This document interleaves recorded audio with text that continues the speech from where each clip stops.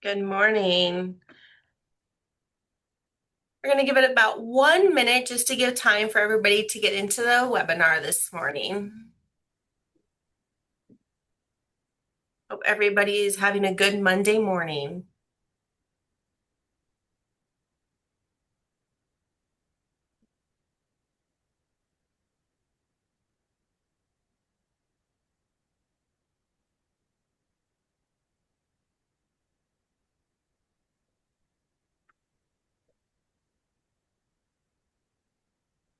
All right.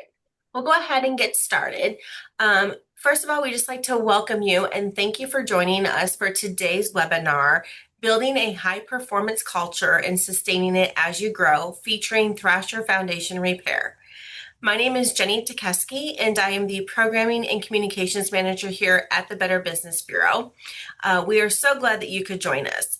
Before we get started, just a few housekeeping notes for you. This session is being recorded, so we can continue to provide valuable and educational resources and make the webinar available for future viewing. Also, there will be a follow-up email that will be sent out to you with not only a link to this webinar for you to view in the future, but also to the presentation materials that will be discussed today too for you. If you have any questions during the presentation today, please go ahead and put them in the chat and we will make sure that we answer as many questions as we can by the end of today's webinar. So we'll go ahead and get started. As businesses grow, one of the biggest challenges is maintaining a strong culture while keeping teams aligned, leaders effective, and employees engaged. Today, we are fortunate to hear from two leaders who have successfully navigated that journey at Thrasher Foundation Repair. First, we have Nick Rowe, president of Thrasher. Since joining the company in 2008, Nick has helped grow the company from a single location with 60 employees to more than 650 employees across 10 locations, bringing valuable insight into leadership, growth, and organizational alignment. We also have Carrie Yost, Vice President of Human Resources and Management Experience. Carrie leads the teams responsible for recruiting, onboarding, training, and employee development, helping support Thrasher's continued growth and people-first culture. They will share practical strategies for building and sustaining a high-performance culture, develop strong leaders, and overcoming challenges that come with the growth. So thank you both for being here with us today, and I will turn it over to you guys.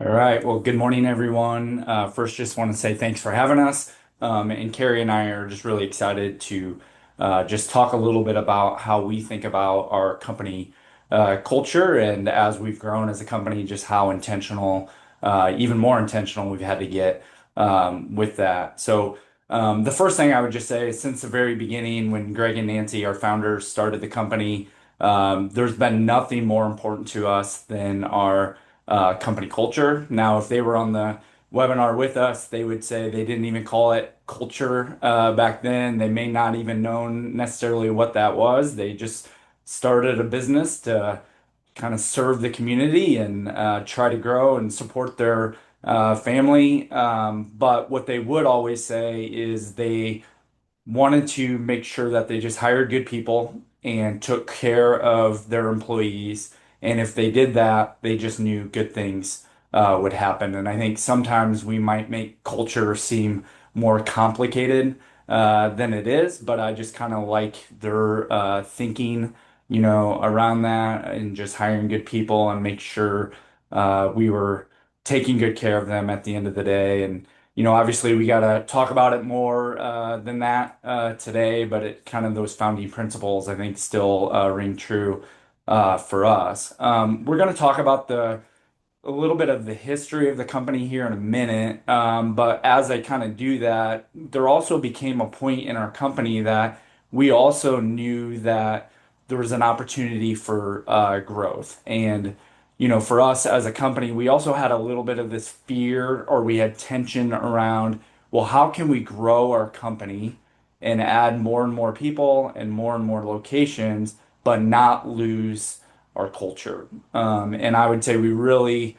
wrestled around that. And I think what we ended up really deciding, and we're living it out here, is if we got really intentional about building and maintaining our culture, then the growth would just happen and we could do both collectively together. So today we're going to share four practical tips with you that hopefully are things that you can bring back to your businesses, and then certainly answer any questions that you have here at the end. But I know the point of this call is not to share the company history with you, but I do think setting the stage here is important. So I just want to walk through a couple key points here. You can see all those points on the slide, but I'm just going to walk through a few with you. And really, what you'll see here is from about 2010 to today, we've really grown a lot in the number of employees that we had. So in 2010, we had around 120 or 100 employees or so, and now today we're over 650, and a lot of that growth happened fairly quickly. So, like I mentioned, Greg and Nancy Thrasher, our founders, they started the company in 1975. And this is a family owned and operated business. Dan Thrasher, our CEO, joined the company in 2008 or 2004. And then in 2008 is when I joined the company. And that, what was mentioned at the beginning, we had 60 employees at the time. And I will say, before I joined the company, I got to know the Thrasher family for a couple years prior to joining the company. And straight out of college, I started my own small construction company.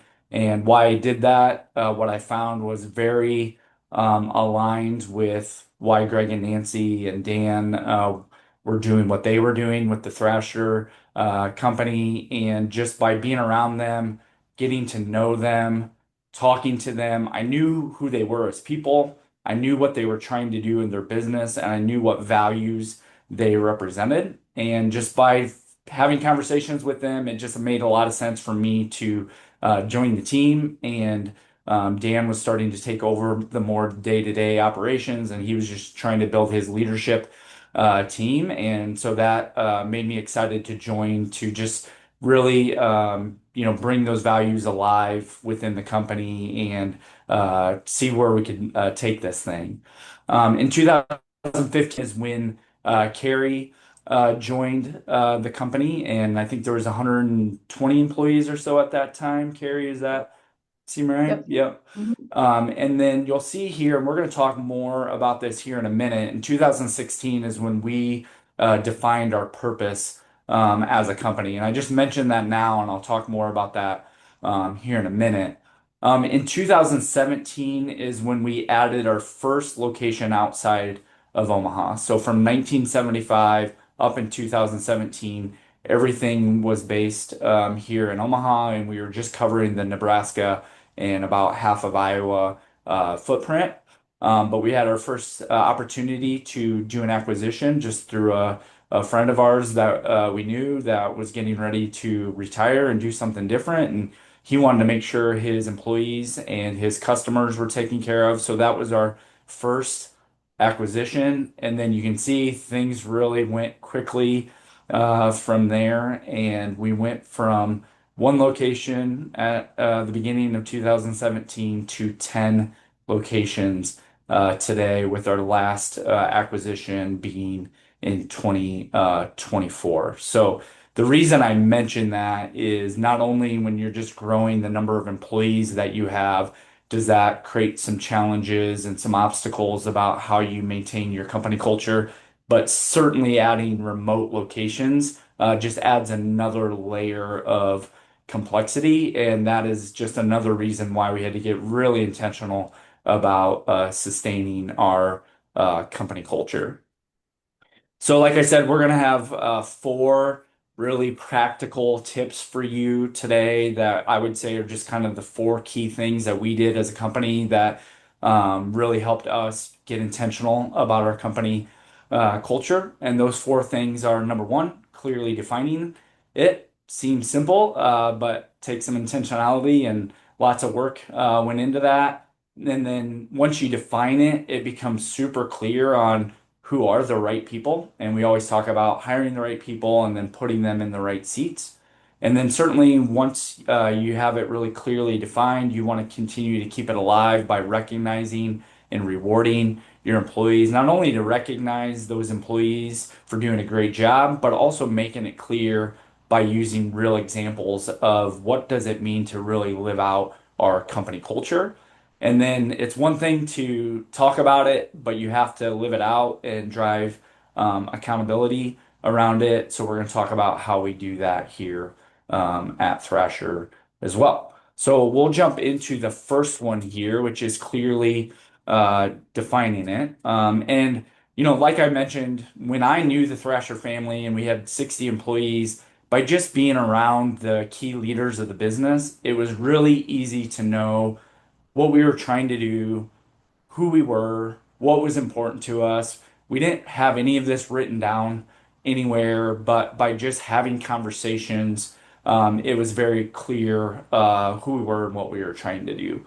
Obviously, as we started to grow, that became more challenging. And I would say there was a time in our business that we felt that a little bit. And it was clear to the leaders what we were trying to do and why we were trying to do it. But what we realized was it wasn't as clear to our employees just because we hadn't defined it and we weren't talking about it enough. So what that really led to in 2009 is we defined our company values and our company mission. So we're going to talk about our purpose here as well, but we started with our mission and our values.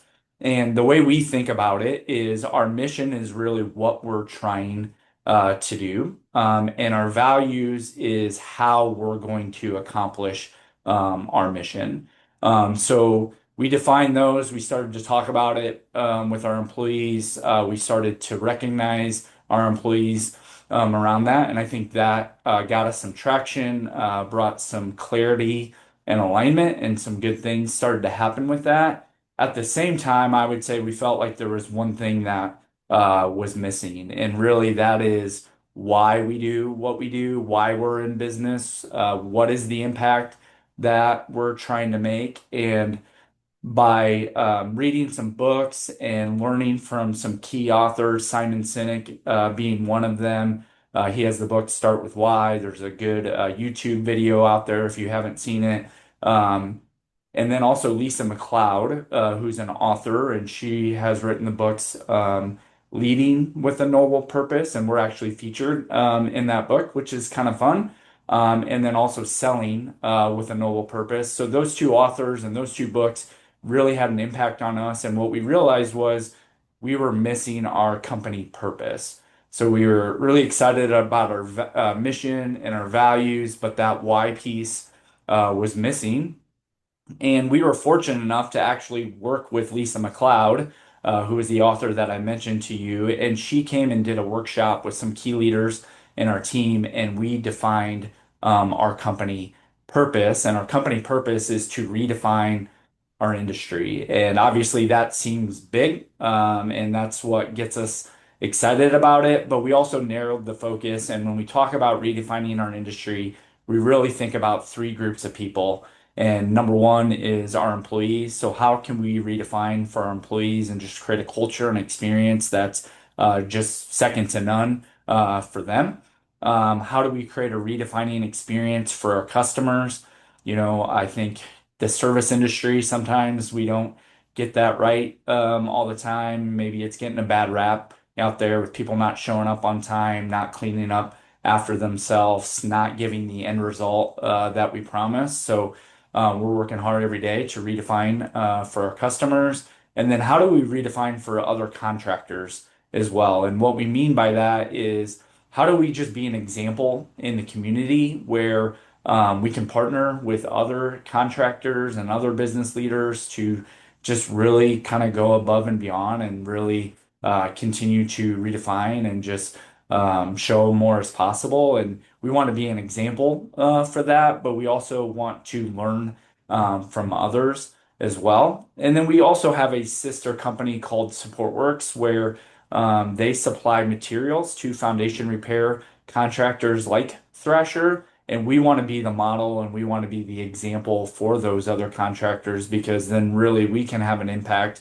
all over the United States with our company purpose. So really went to work in 2016 to also define our purpose and combine them with our company mission and our values. And I'll say that we weren't trying to create a new version of us and who we wanted to be. We were trying to just really clearly define who we were as a company and why Greg and Nancy started the company to begin with. And we're just trying to bring clarity to that. And then we took our company purpose and our mission and our values, and we wrote our company manifesto, which you can see there on the screen. And we share that company manifesto with all of our employees and anyone that we're interviewing or who wants to, potentially join our team. And really, we'll share it with anyone as well. So our purpose, mission, and values defines um, our company manifesto, and that's something that we talk about all the time. All right, Yeah, Carrie, I'm going to kick it over to you and let you talk about our mission and our values. sounds good. So yeah, as Nick mentioned, our mission and our purpose are really our guiding light, and our values is how we do that each and every day. And I think one of my favorite things about being here for the last 10 plus years is I think a lot of companies, have really fancy artwork and really fancy photos and demonstrate and talk a lot about what the mission is and what the values are. But what we really strive to do here at Thrasher is making sure that we're living those out every single day, to Nick's point. And so, yeah, from the manifesto, that's something that bleeds through and through all of our experiences that we have with either our customers, our employees, other people in the community that we work with, and then also to that point of the candidates that we're interviewing as well. And so we strive to make sure that we are giving, permanent home solutions through remarkable experiences. So the customer at the end of the day is who we want to take care of, but who we bring on to the company and who we hire dictates how well that's going to go, right? If we just hire anybody and they go out there, and I'm sure people have had contractor experience. Nick kind of gave that example earlier where they don't show up on time, they look sloppy, they're not cleaning up, they left whatever you were having done work on was in worse condition when they left, and that is just something we don't tolerate, to say it frankly. So our values are what we talk about consistently. It's how we reward and recognize our employees. It's how we course correct if they're not living those out. And it's something that we pride ourselves on as well. So our one team value is all around just putting the good of the team above ourselves. So we use the term internally, we own the whole. So if Nick is struggling with something, or we're behind on a job site, or somebody has something personal handling or happening, it doesn't matter what your role is. You need to roll up your sleeves. You need to step in, because at the end of the day, we want to take care of each other and we want to take care of those customers that we're giving that experience to as well. The second one is people smart. And I think that, a lot of these have very similar definitions behind it, or you can see it in different ways, but it's just in trusting and being sincere on our intent, and knowing that because we're hiring good people, we can trust the intent that they have. And we value emotional intelligence over that IQ. So EQ over IQ is very important for us as well. And so making sure that if you screwed something up, if I did something that, maybe was out of character or Nick interpreted it wrong, just owning that and apologizing and making sure that our intentions with each other, it's not a game that we're playing. It's, hey, we trust each other, and in turn, we're going to go give that great experience for those customers and our fellow employees as well. The third one is hungry spirit. And so this one probably is my favorite. So Nick mentioned that he grew up kind of working in the business. I grew up working in a business, construction type business as well. And it's, how do you roll up your sleeves and just get it done? And so we want to make sure that we have a bias for action. We're scrappy if we need to be scrappy. We don't have to be fancy on how we do things, but we also refuse to be complacent. And so for us, it's, we can always find a better way. We can always find a more efficient way. How do we make sure that we can see something and see like, man, it just doesn't feel like it's working the way that it should, and put some brain power behind it, no matter who you are in the organization, so that we can drive those efficiencies. And then the fourth one is humble heart. And so again, it ties into the other ones as well, but we want to make sure that we're hiring people to be vulnerable, authentic, bring your whole self to work. And we value simplicity. So just like we want to be scrappy and figure out ways to do things, we want it to be simple. And again, no job is beneath us. So there's been plenty of times that, Nick has had a put on his steel-toed boots and go out to a job site or run an appointment, or, we might be running out helping the crew in some way. It doesn't matter what our role is, but our goal is to make sure that no job is beneath us. We're going to make sure we take care of who we need to take care of. So the second one that Nick mentioned, so after we kind of clearly defined it, we also said, okay, here's what our values are, here's our mission, here's our purpose.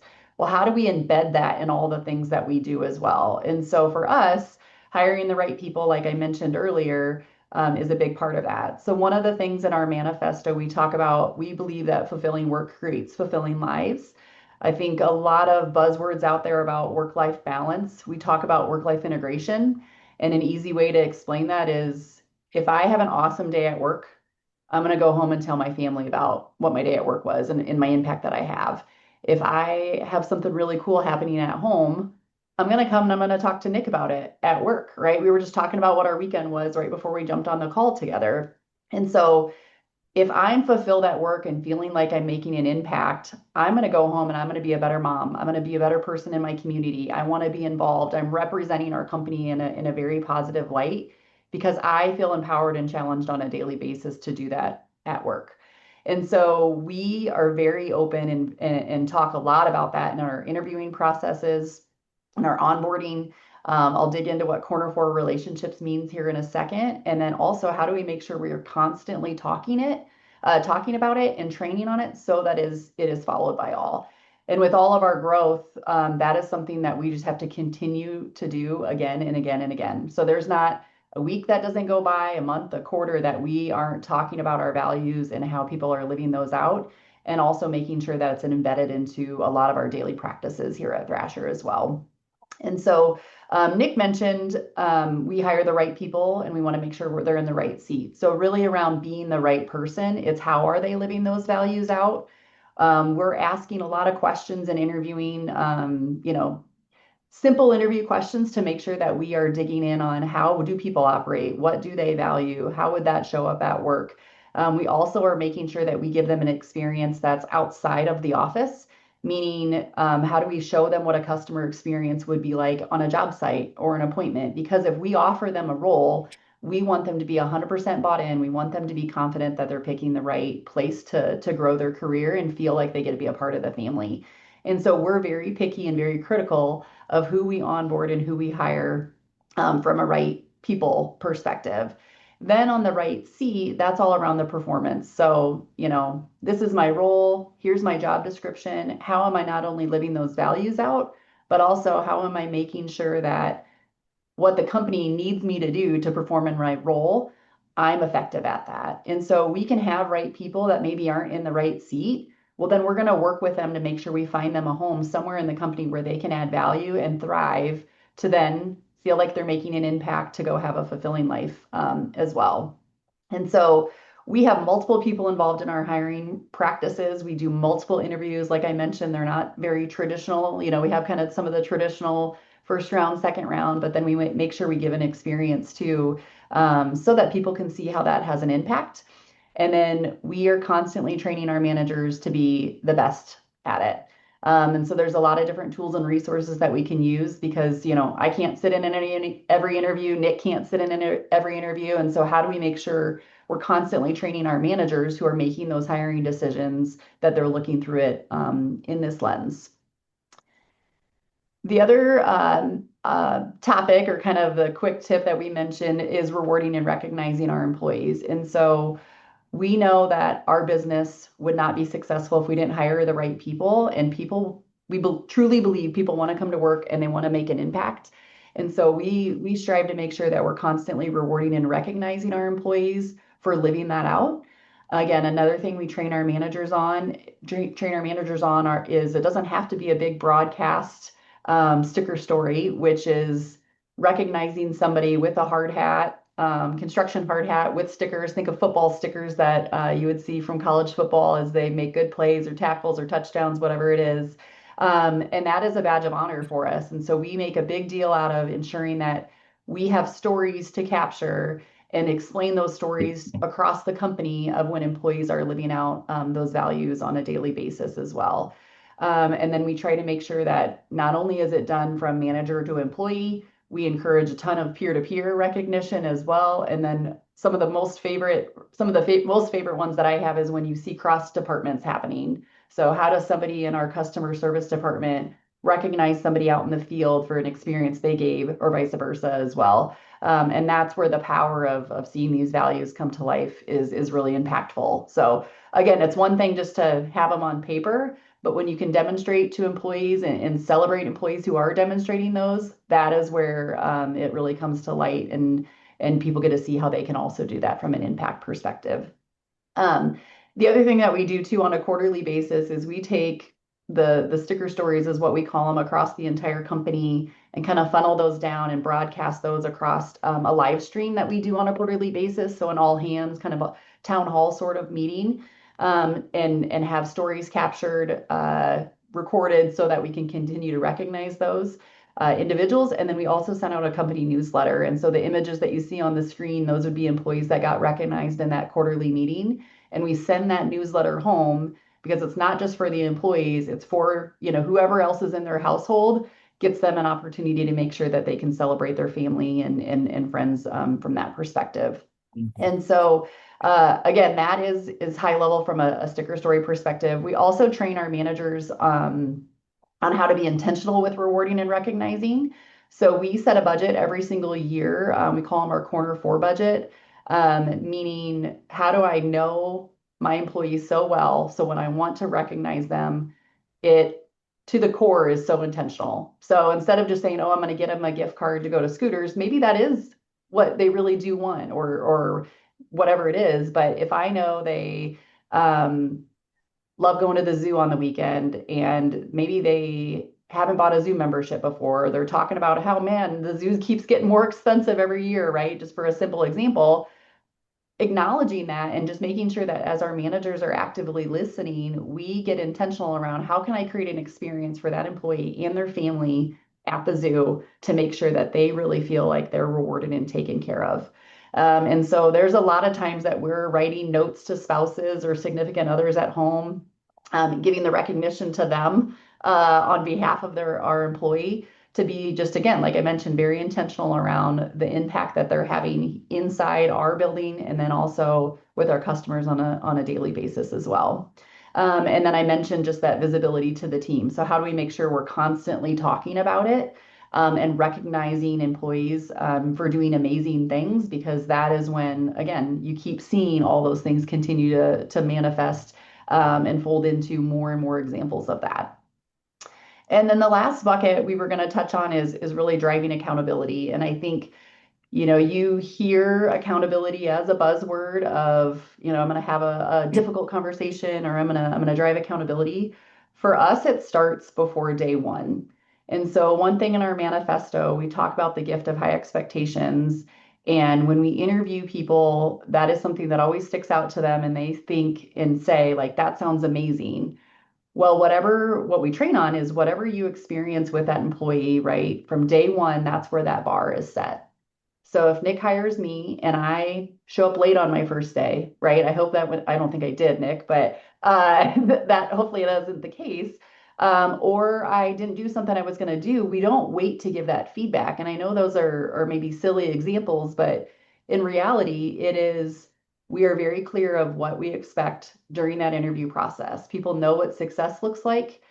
We make sure that everybody has a number, meaning they know when they're winning, they know when they are off track, and that's how we're coaching to make sure those are clear.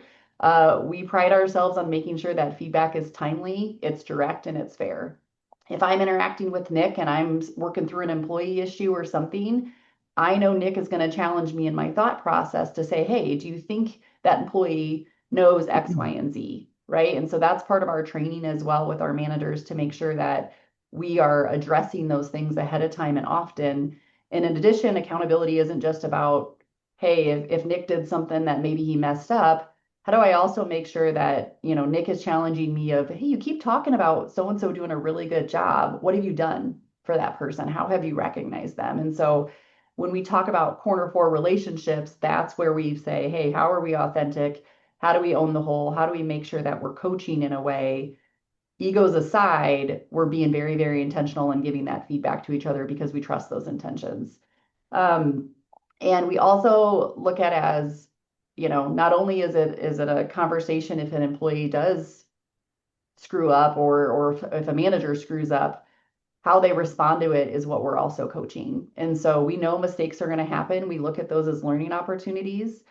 We constantly are educating our employees and our managers that if you're making decisions through the lens of our purpose, mission, and values, it might not have resulted in the outcome that we want, but we're going to trust your intention if you're thinking through those lenses as well. And so as we've grown, we have had to be very clear on kind of those simple four bullets that we mentioned. And I know Nick even said like they don't seem, earth shattering or anything, but the intentionality behind every single one of those is what we have to do and keep talking about because that's how we can continue to scale and as we extend to different locations and more employees, those are have to be our guiding light to make sure that it's being consistent. And so again, we have those simple kind of four things that we we mentioned, but at the end of the day, we're constantly talking about it on a daily basis, and employees know where they stand, managers know where they stand. We do reviews formally twice a year, but those are again just more of the formality of it. We should be having these conversations day in and day out, and making sure that they understand, what success looks like, where they are on track, and where they're off track as well. So. Um, Mhm. that's kind of Yeah, I the think four. one Yeah, thing, go Carrie, ahead. I'd add to that too is I think one thing that our leaders say, and I've heard you say, and I've said it, is it's one thing to talk about our purpose, mission, and values, but then our actions need to align with that, and whether leading by example or recognizing and rewarding or holding people accountable to that. Because if we don't do that, then it just kind of becomes those words on a wall or those words, in a book, and they don't mean anything, and you can lose trust and credibility in a hurry. So obviously we talk about all the time with our managers, the expectations of their actions need to align with that. And if not, we'd just rather not talk about it as a company because, again, it can hurt that trust and accountability. And I think that example there on the screen with just the employee feedback form, we call it SAIL, is just a simple tool that we can use to talk about just expectations and or recognize and reward employees for doing something great and having an impact as well. And not only mentioning what it was, but tying it back to the impact that it had. So you can see that on the screen there. The S just stands for what was the situation or the company expectation. A is what action did the employee take? I is what's the impact that it had on the customer or the team? And then L, link it back to the purpose, mission, and values, and then followed up by an action plan. So, again, it can be used for positive and recognition, but it can be used for just accountability and corrective action, as well. And the other things I talk about with our team is it's great to document those things, but also as you're standing up in front of the team and you're trying to recognize someone, it's great to just, you can use that as a verbal, thing to walk through, as well to really make sure. Sometimes I think we leave out the impact or the why. Like, all right, you went and had a really good week helping a customer, that's great. And maybe the KPI number was like really good, but Mhm. really, what's the bigger impact at the end of the day? And I think when we communicate that effectively, we energize the team, we get them excited, they want to go out and do it again.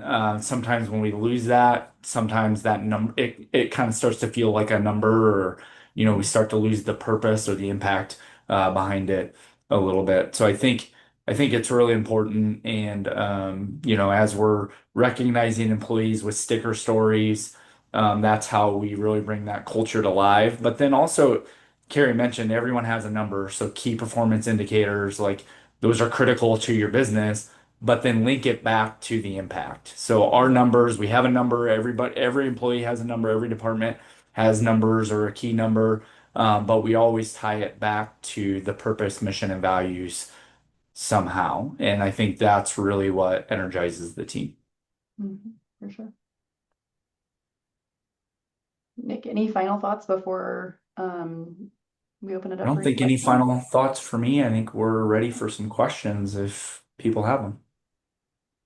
Perfect. Thank you guys so much. Um, Mhm. First question I had is if you could give one piece of advice to business owners looking to build a high performance culture, what would it be?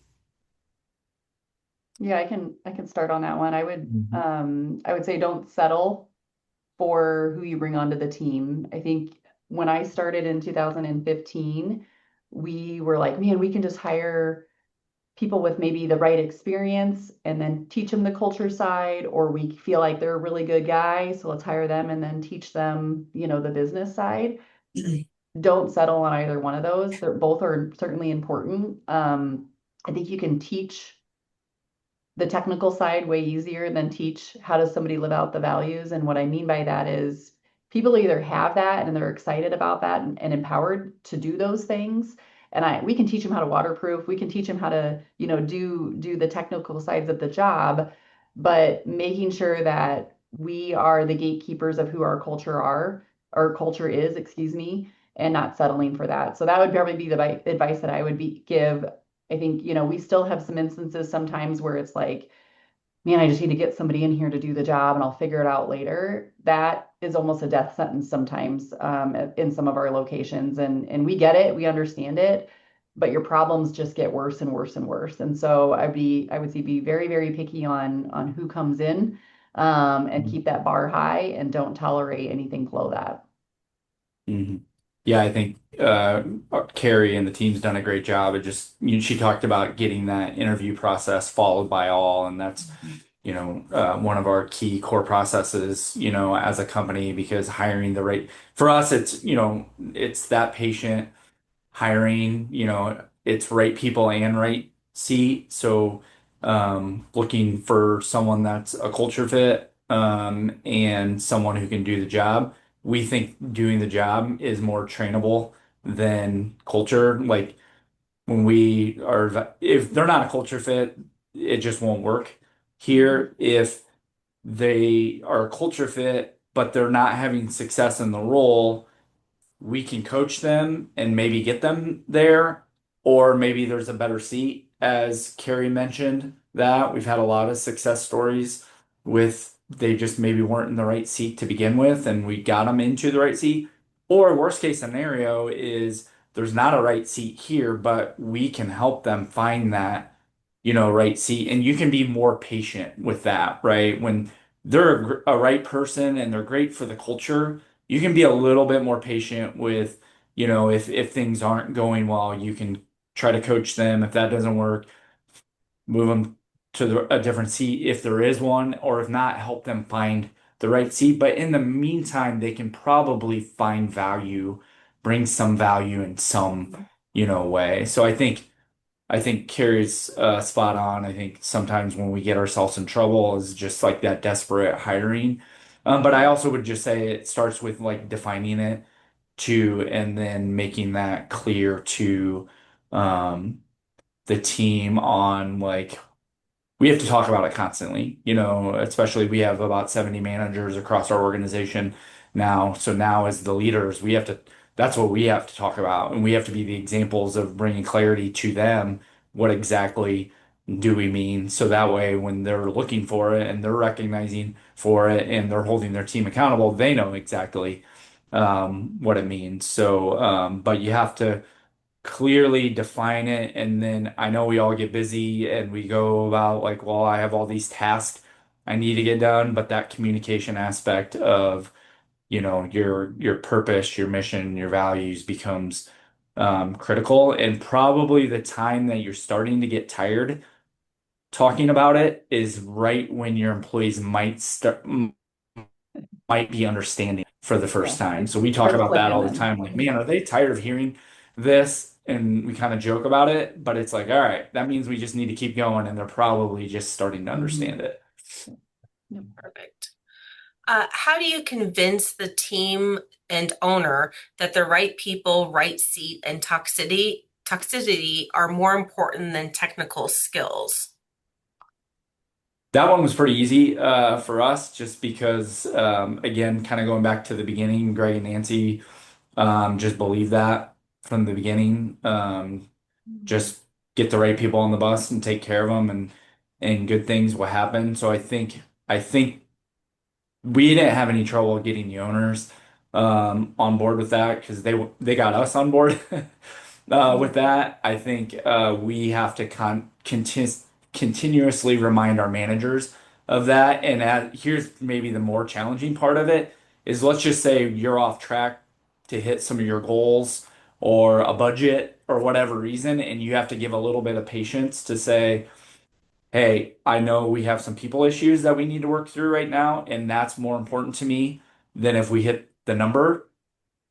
As long as we're all clear on what we're doing about it, that becomes critical as well. Because what we find is if they're trying to hit that number, usually the mistakes and the issue will just compound itself and it'll get worse and it's harder to dig yourself out. So, that's not saying every time you just say like, well, the numbers aren't important or whatever, but like you have to really understand what is going on.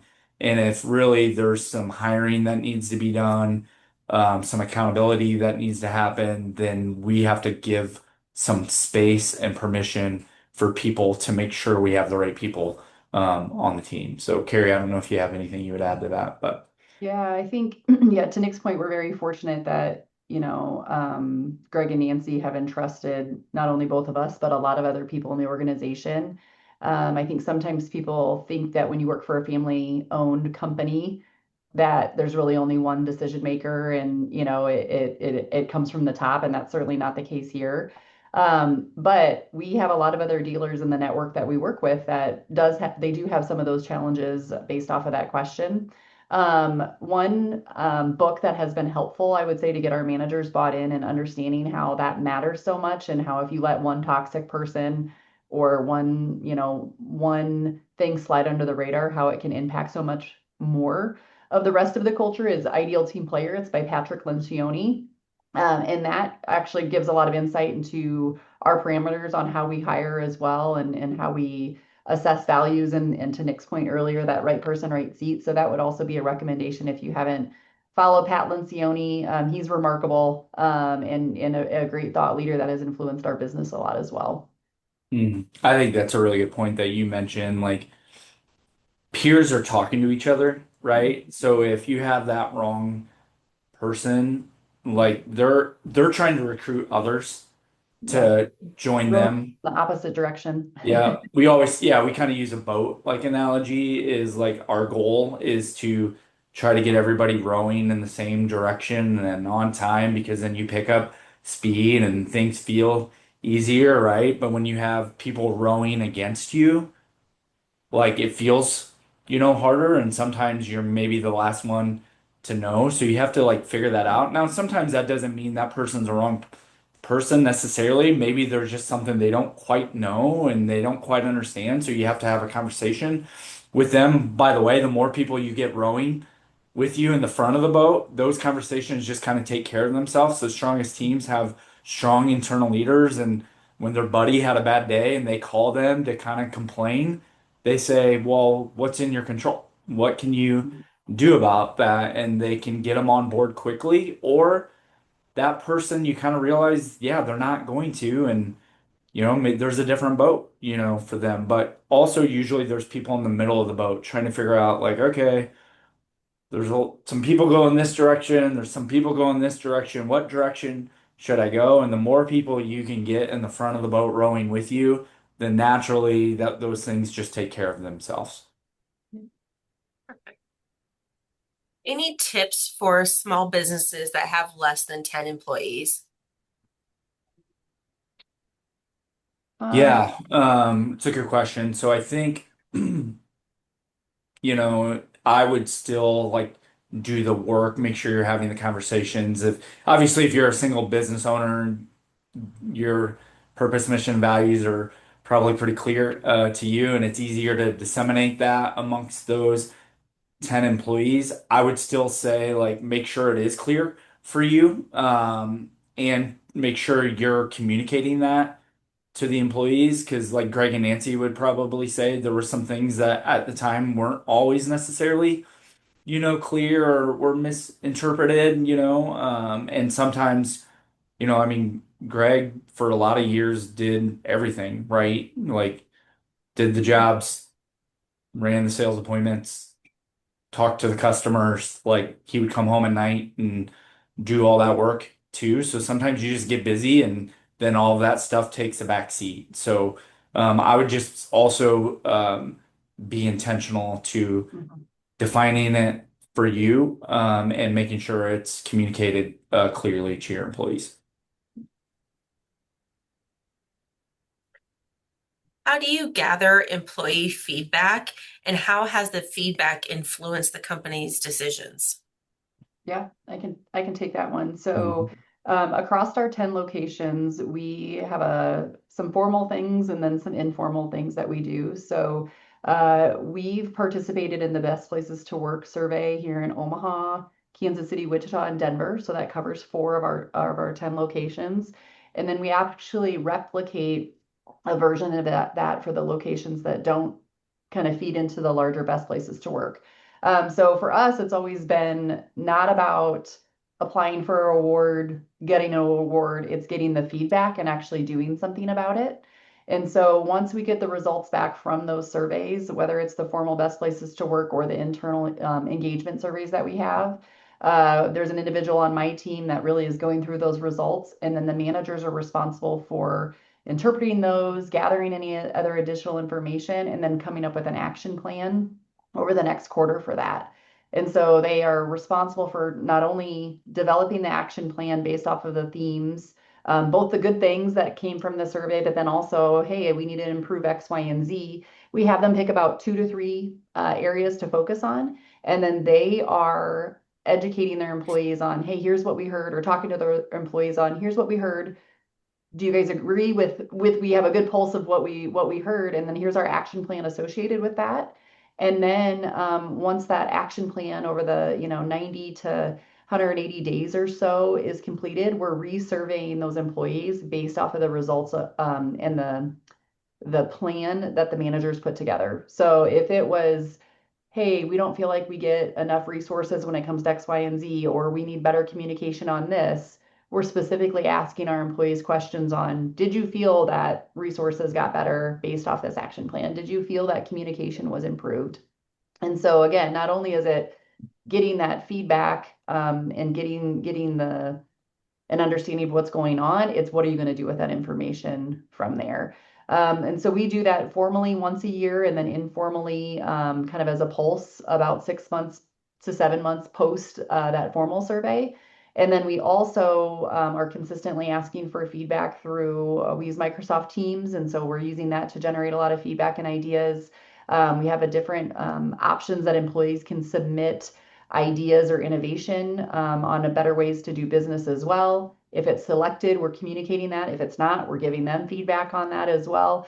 And then just throughout just different programs, high level as well. So formally is through the engagement surveys is the most consistent way that we do it. But then there's also options and vulnerability and open conversations that we have just to make sure that we're hearing that again. So we pride Mhm. ourselves on making sure that we hear it and then we actually do something about it. Even if the decision is, hey, we heard you, we're not going to do that, telling people that we're not going to do it, because that's the big piece of asking for the feedback and then actually doing something with it and acknowledging it.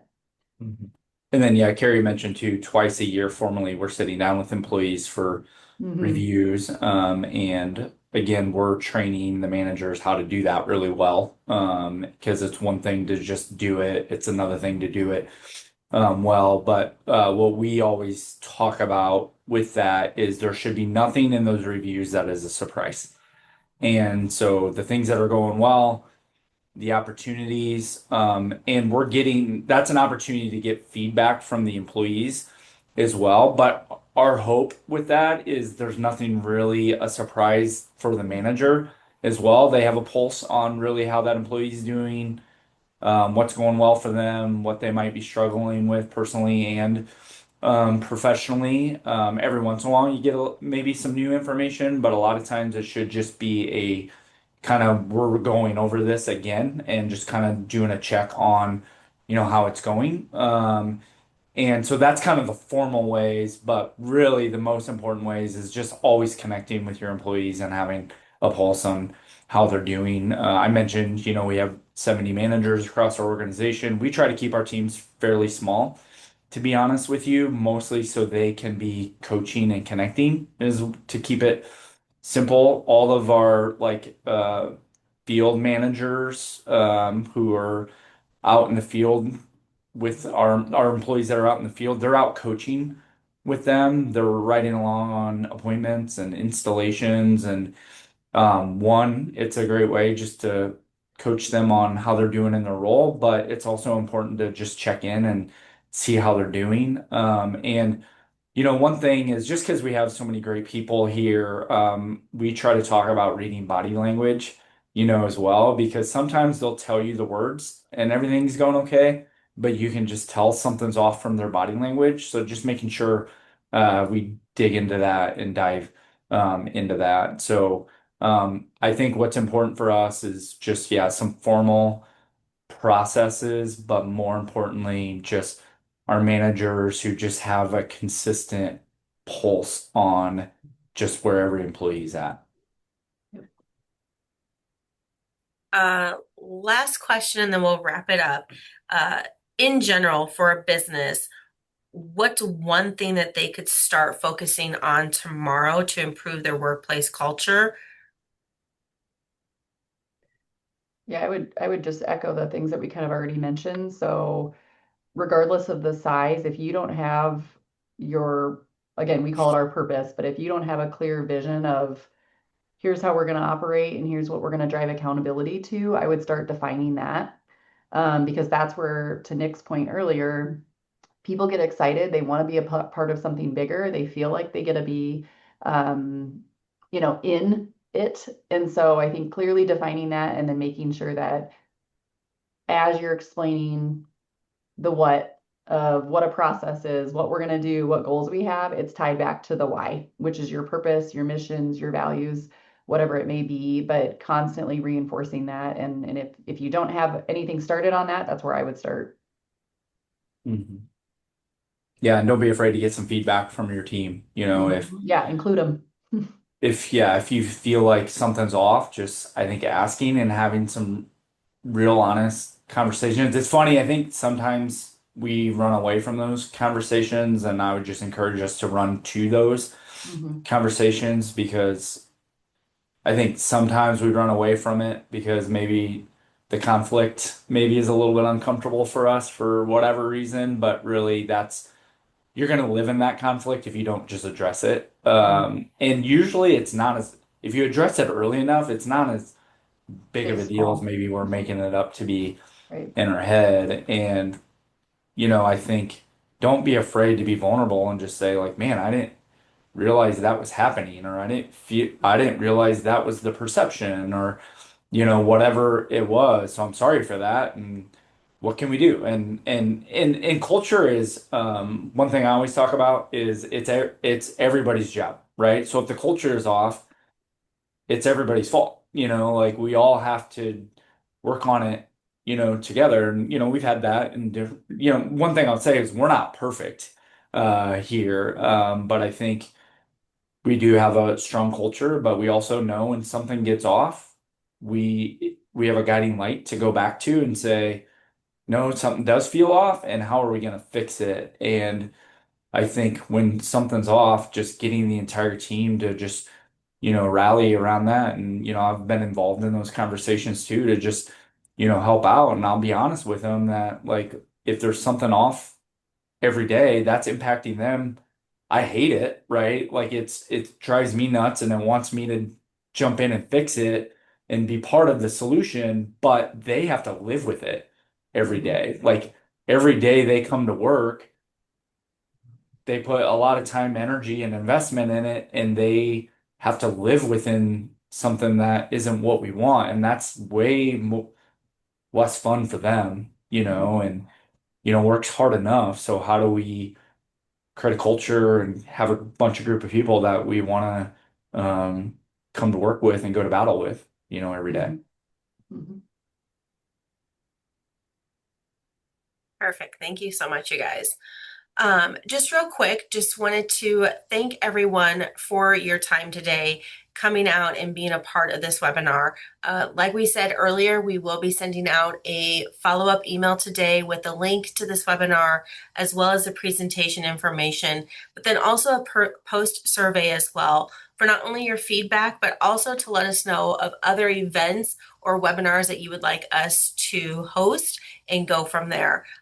Nick and Carrie, thank you so much for all of your expertise and your guys' time today. And we hope that everybody can walk away with just one little piece and take away that they can start implementing right away. So thank you to you guys. Thanks for having Absolutely. us. For having us.